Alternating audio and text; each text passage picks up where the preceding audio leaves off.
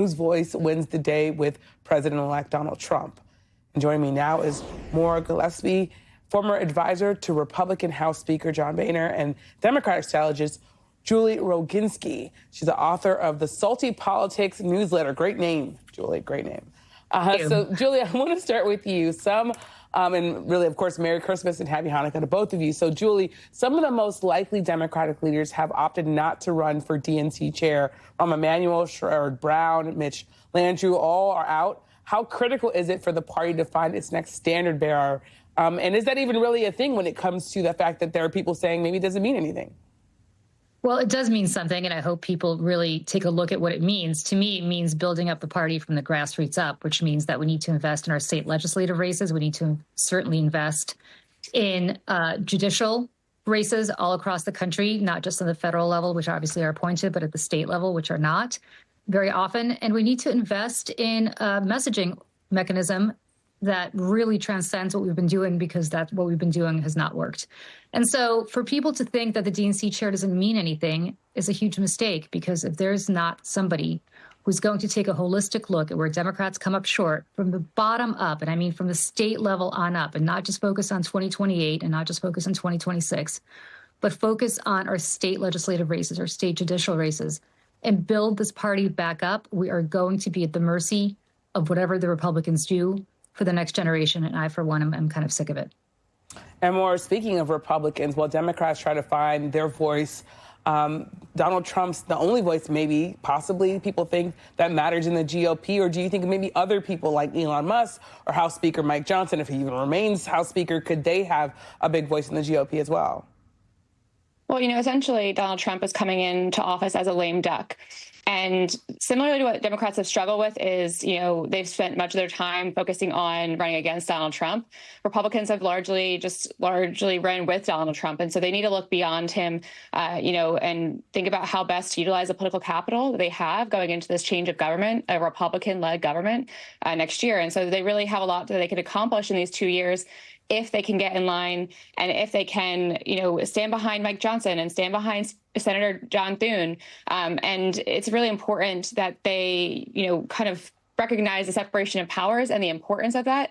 And I think that's something that, you watch Elon Musk, obviously not understand how government works, and that's a problem. But there's a separation of powers in our system of government for a reason. And that was on display last week over the debt ceiling and government shutdown debate. And real adults in the room had to step up, like Speaker Johnson and John Thune, in order for us to get things done.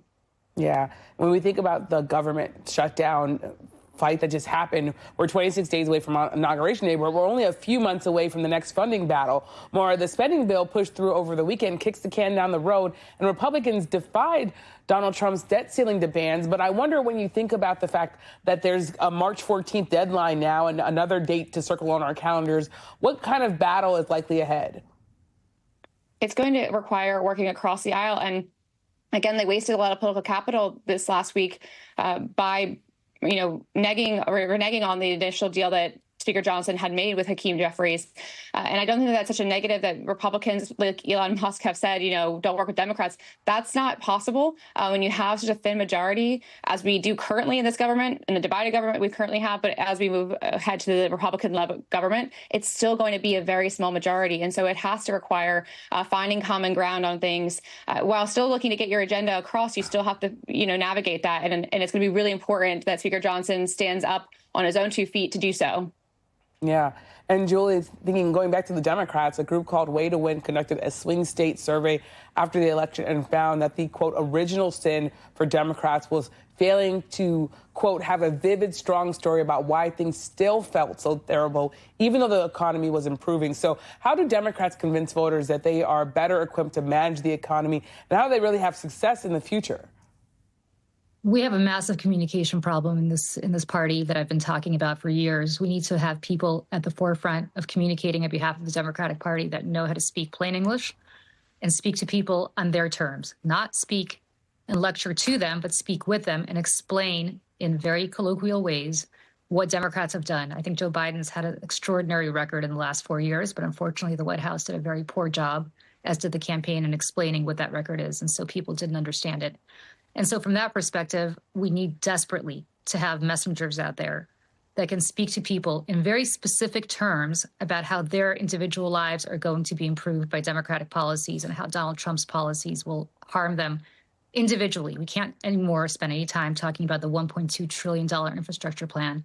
We need to explain to people why that bridge in Bucks County, Pennsylvania is being built, why that bridge in the Florida Keys is being built, and why roads are being paved and infrastructure and manufacturing are being brought back to Saginaw, Michigan, and other specific towns and specific counties where people understand from a very personal perspective how these policies are helping them. And until we learn how to do that effectively, I'm worried for the future of our party, because no matter how great the policies are, if you can't explain them to people, they're not going to be able to hear them. Yeah, definitely something that's going to have to be worked out. Thank you so much, Tamora, Julie, for coming on. And coming up in our next